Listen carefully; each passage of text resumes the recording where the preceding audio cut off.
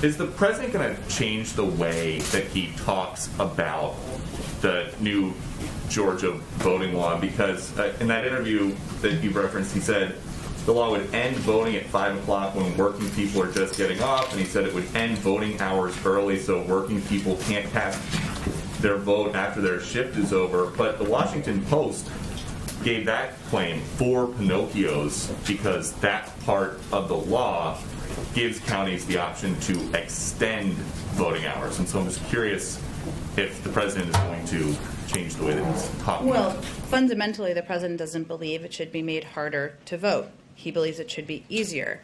And this bill makes it harder to request and return an absentee ballot. It collapses the length of Georgia's runoff election, making it harder for large jurisdictions to offer early voting. It imposes rigid new restrictions on local officials' ability to set polling hours to suit the needs of voters in their county. Those are all pieces of the bill. So his view is that we need to make it easier and not harder to vote, and that will continue to be what he advocates for.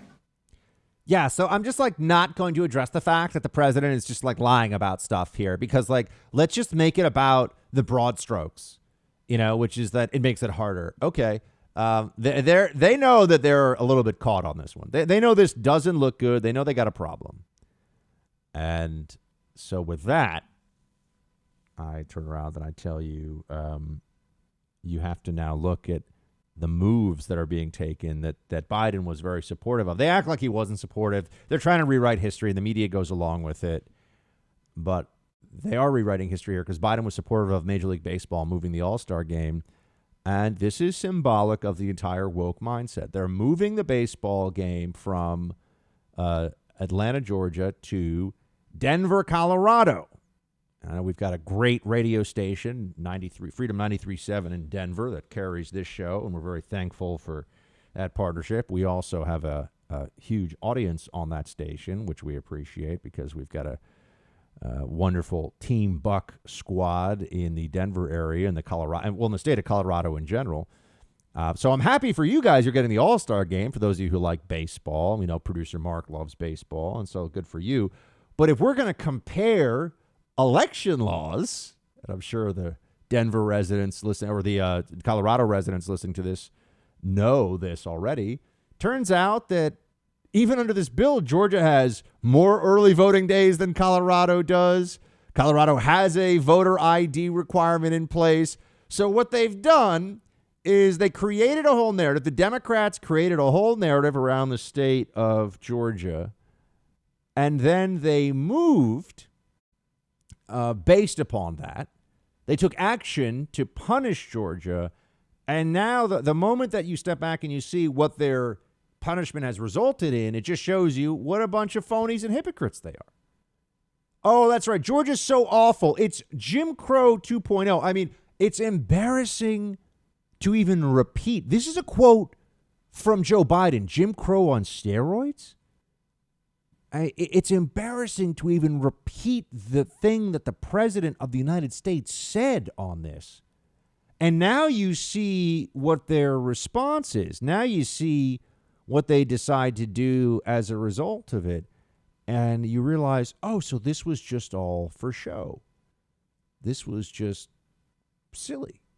It wasn't really about Georgia being such a bad state that's not taking the necessary actions. Georgia being a state that is making everything so much hard. No. It was, we want to mobilize the base. We want to mobilize the woke, and we're giving them something to go after here. It doesn't matter that it's not true. It doesn't matter that it's unfair. This is classic Alinsky. We're going to have to start talking more about Saul Alinsky on this show, and I think that everyone's going to start to realize that when you understand the way community organizers do their business, you understand the way the Democrat Party and the media work together in this. And here, remember some of the rules for radicals, right? A good tactic is one your people enjoy. A good tactic is one your people enjoy. That's why social media and virtue signaling, that's actually a rule for radicals from Saul Alinsky. That's one that you see with all the social media posting, right? People do this and they feel like they're part of a group. Georgia's so racist with these laws and it's Jim Crow on steroids. And look what Biden said and pull the All-Star game. And all these companies, all these corporations, they get joy out of it too. Their senior officers, the people that actually run these companies, they get to go to their fancy golf club. They get to go to their fancy country club, and people there, the people who know what bull crap it is will just keep to themselves because we just leave people alone. That's the conservative mentality. But the libs in their midst will come up to them. Yeah, you're standing up for voting rights. A good tactic is one your people enjoy, and ridicule is man's most potent weapon. This is why the left does not allow jokes anymore. Every joke is sexist. Every joke is racist. Every joke is something that is literally violence. Because when you start to make fun of these people, they lose their power.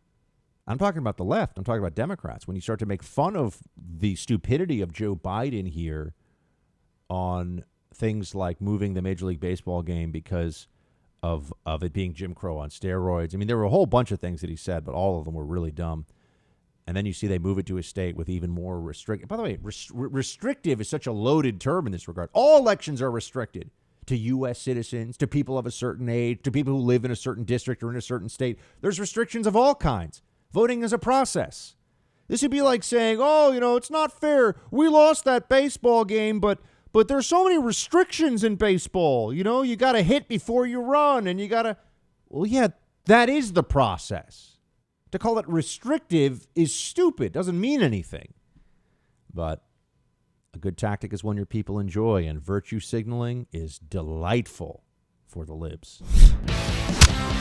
Hey, Team Buck, thank you so much for watching The First on YouTube. If you like this video, please click that little thumbs up button so then it will log as liked. And also, if you want to see more great content from The First, please click subscribe.